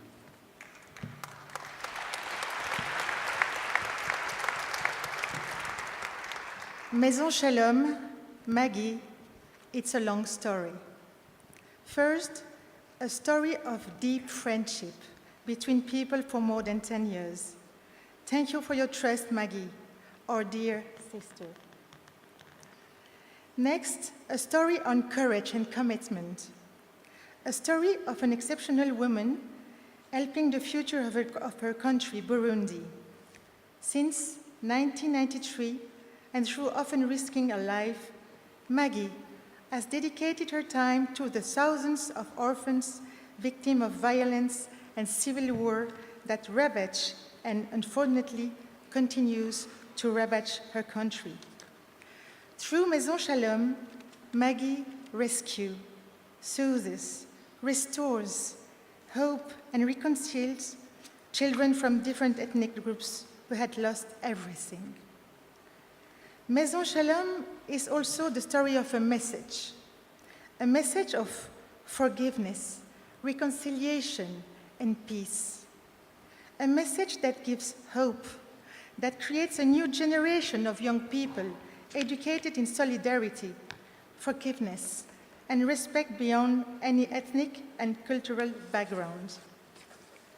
And Maggie, it's the story of a woman who creates love where others spread hate, who, when facing violence and fatality, opens new possibilities, which combines love, creativity, will, courage, and progress.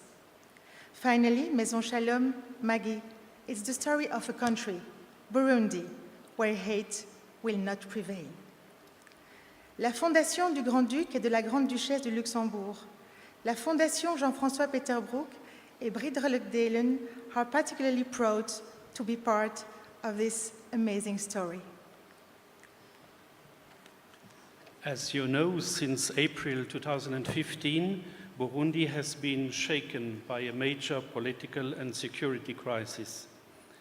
Faced with this new challenge, Maggie, refugee in Rwanda, continues, against all odds, to build and restore hope. Recognized in Rwanda as an international NGO, La Maison Shalom has refocused its activities, in particular for women and children. We followed Maggie to Rwanda, and we will continue to follow her in the future. Moreover, the Aurora Prize will allow us to reinforce our help to other projects, including Inuka in Goma, Congo, from a South-South collaboration with Maison Shalom. We would like to congratulate once again the initiative taken by the co-founders of the Aurora Prize. This award is a real encouragement for each and every one of us to take the risk of turning on the light in the middle of the darkness. And I'm honored to say also in the name of the Grand-Duchess of Luxembourg to all you, thank you.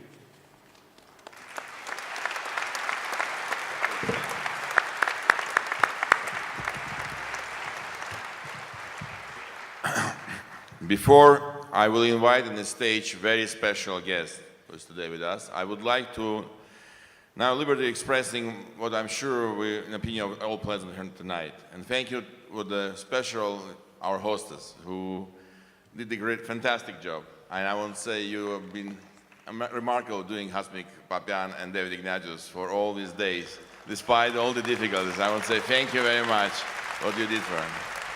And I also say a very big thank you to director of tonight's ceremony, Alexander Revzin from Russia, who did his job and he's been not sleeping all night trying to do. Friends, I won't say 2 days was very active, and I'm very, very happy that we launched new humanitarian index, we did a big conference, we started a new initiative, but today we have a very special privilege. I want to let you know we have a legend, very special guest, but I'm delighted in being able to join us today. Let's welcome the philanthropist, poet, writer, actor, and composer, the legendary individual French singer, Armenian origin, Charles Aznavour.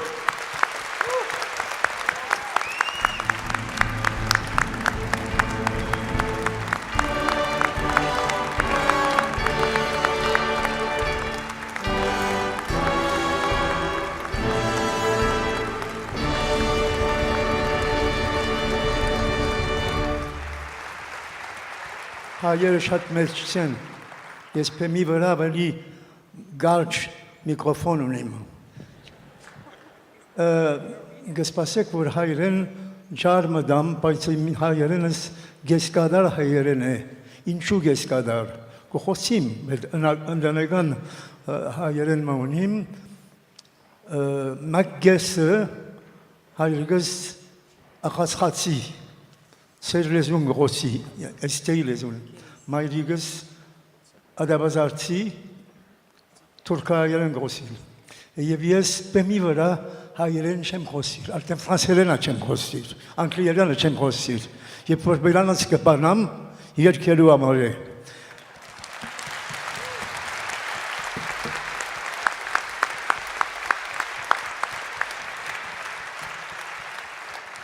Je voudrais remercier Aurora qui a décidé de nous prendre. Je vais nous prendre parce que nous allons commencer une fondation en Arménie pour suivre Aznavour pour l'Arménie qui était en France.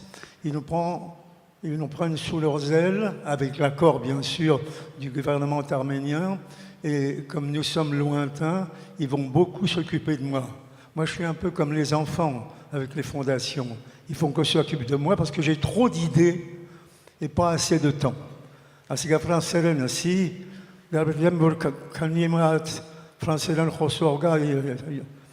dans l'assistance franco-arménienne. I would like to. And of course, I can't do it. I can't ad-lib in Armenian, can't ad-lib in French, and can't ad-lib in English. The only thing I can do is and writing. Thank you very much.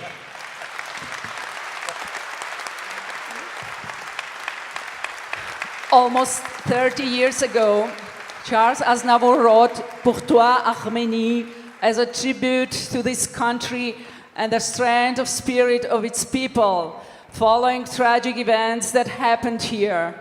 Today, it will be performed by the world-famous baritone Georg Hagopian and the Hover Choir.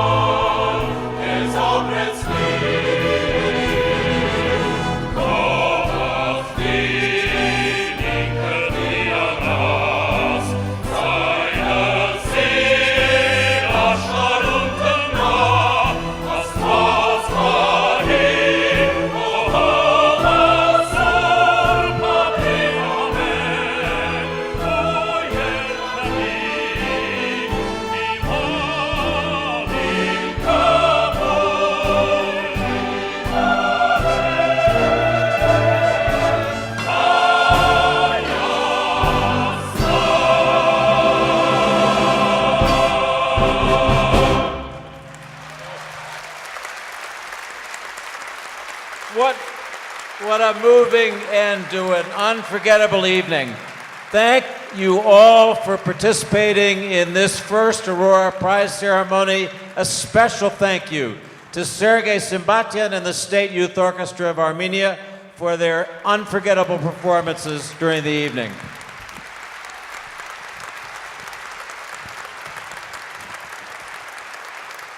Mr. President, Your Holiness, ladies and gentlemen, tonight we have recognized true heroes and great tragedies.